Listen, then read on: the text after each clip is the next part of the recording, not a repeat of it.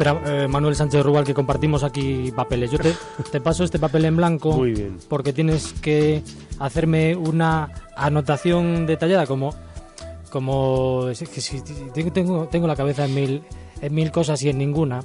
Entonces me tienes que indicar unos años concretos, porque estábamos hablando antes de entrar en esta antena de Onda Cero a hablar de las ópticas Sánchez Rubal, y en este espacio de radio que se ve estupendamente los viernes con Manuel Sánchez Rubal, de un capítulo histórico bien interesante. Y es que el aquí presente Sánchez Rubal... ¿Tú cuánto mides, Manuel?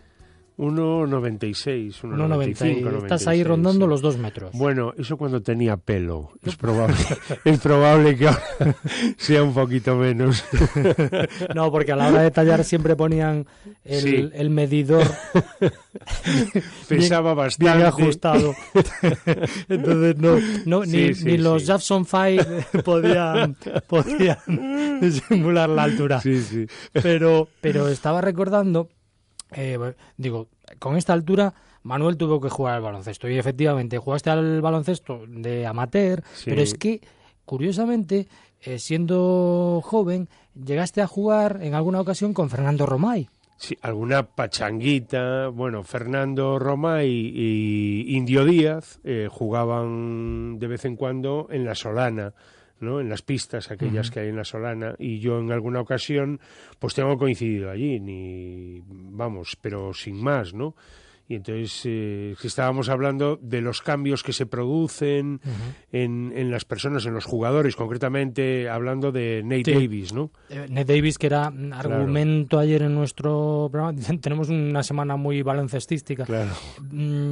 Y tú me decías que, claro, en aquella época, hombre, Romay se ha convertido en un jugador en referencia, en un talento del baloncesto, en uno de los grandes, sí. Pero claro, tuvo su etapa en que le costaba un poquito más, ¿no? Sí, claro. Al lado de Indio Díaz le costaba, a mí ya ni te cuento, claro, pero a él le costaba un mundo, ¿no?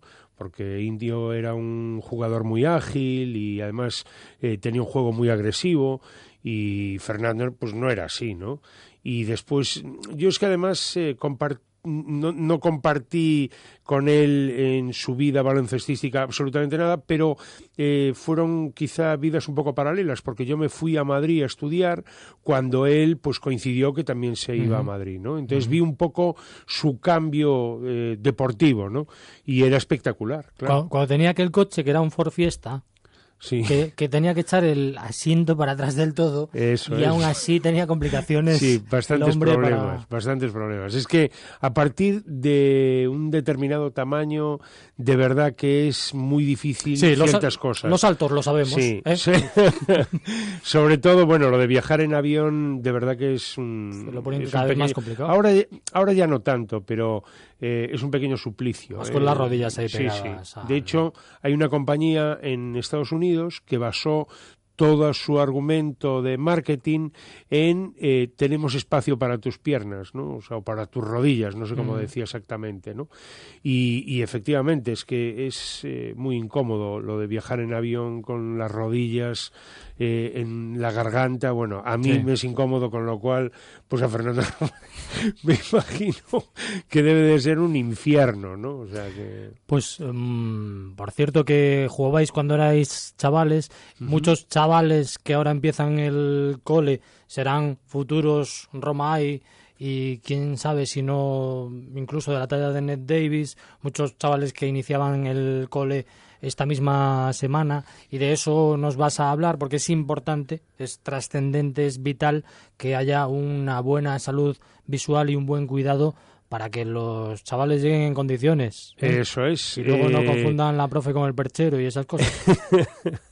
Eso es. Bueno, hoy lo que venimos es, como sabemos que es un tiempo muy ajetreado, venimos para explicar cómo podemos hacer un sencillísimo examen visual de estoy bien o no estoy bien en casa. Algo sumamente sencillo, ¿vale? Que es muy indicativo también para que los padres tomen en cuenta y lo lleven a la práctica con los chavales. Eso es. Esto es para que se lo hagan los padres. Los padres son los que tienen que vigilar este aspecto, ¿no? Y entonces hay dos pruebas muy sencillas que yo creo que se debían de hacer en todos los hogares, ¿no? Con los niños. Una lo podemos hacer, por eso estábamos aquí con el lío de los papeles. Bueno, uno, por ejemplo, con este papel que tienes aquí, que tienes un texto escrito, entonces ese papel con un texto escrito se pone en una pared. Y entonces se le indica al niño que se aleje una determinada distancia en función del tamaño de las letras, ¿no? Sí. Por supuesto, el padre, que es el que controla esta operativa, pues ha de ver bien. Si el padre no ve bien, pues entonces ya a partir de ahí las cosas no van a salir muy bien, ¿no? Ahí tenemos un problema familiar efectivamente, suponiendo que el padre esté bien o la madre esté bien, pues entonces se hace así, se aleja y entonces lo que hacemos es que tapamos la visión de un ojo primero y del otro ojo después. Cuando digo tapamos la visión de un ojo, quiero decir que la interrumpimos, no tocamos el ojo. Bien. Es decir, con poner la mano delante o poner un simple papel delante de un ojo, bueno, aunque sea un poquito alejado, ya estamos interrumpiendo esa visión y es el otro ojo el que ve. Y entonces, y comprobarlo de esta manera. Primero con un ojo y después con el otro, porque hay muchas ocasiones en las que sí vemos el texto, pero hay un ojo que no ve, y entonces eso se nos puede pasar por alto. Y eso es más importante tenerlo en cuenta que el caso que no ve el papel, que no ve el texto del papel. Para mí es más preocupante cuando no ves de un ojo solo que cuando no ves de los dos. Es más a tener en cuenta. Entonces, si hacemos ese examen y ve perfectamente el papel, hombre, es conveniente que lo revise el optometrista o el oftalmólogo, pero ya no es tan urgente. Y si no ve con uno de los ojos, no ve el texto, y entonces sí que hay que tenerlo en cuenta y hay que llevarlo al optometrista o al oftalmólogo. Y después, en esos casos, además, hay una prueba sumamente sencilla a mayores. Yo ahora, como pueden oír, estoy aquí rompiendo un papelito y lo dejo en... ¿El papelito era un billete de 500 euros? No, claro. Es broma. en un tamaño pequeñito.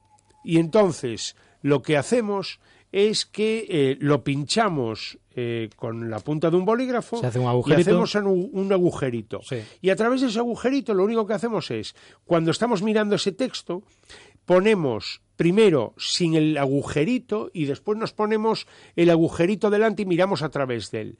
Si conseguimos mejorar la visión a través de ese agujerito, pues entonces eso es que es susceptible de mejora con una corrección, con lo cual está indicado también la visita al optometrista o la visita al oftalmólogo. Métodos muy sencillos, muy domésticos para que los chavales tengan, bueno, pues una primera revisión inicial o un primer test inicial para luego, pues si hay algún problema, efectivamente, claro, acudir a los especialistas. Aunque lo importante es siempre acudir al especialista. Pero esto estamos hablando de, pues lo típico, que estoy en casa, pues oye, parece que me duele la pierna, pues a ver, estírala, encógela y, pues sí, pues venga, pues vamos al médico. Pues esto es algo similar, ¿no? Los críos, que también, es que a veces los padres no lo tienen demasiado en cuenta, el tema de las... o como no se manifiestan a veces los problemas. Claro, además, mira, es para que veas hasta qué punto es importante. Ahora estábamos hablando de una pierna, pues supongamos que un chico va a empezar su entrenamiento para correr y resulta que pues se le detecta que tiene una pierna mal, con lo cual pues estamos ya con un problema. En los estudios, lo que más vamos a utilizar, lo que más por encima de cualquier otro órgano sensitivo, es la vista. Con lo cual, la vista tenemos que llevarla al 100% de perfección. Es vital para poder obtener el mejor de los rendimientos y el mejor de los resultados a final de curso.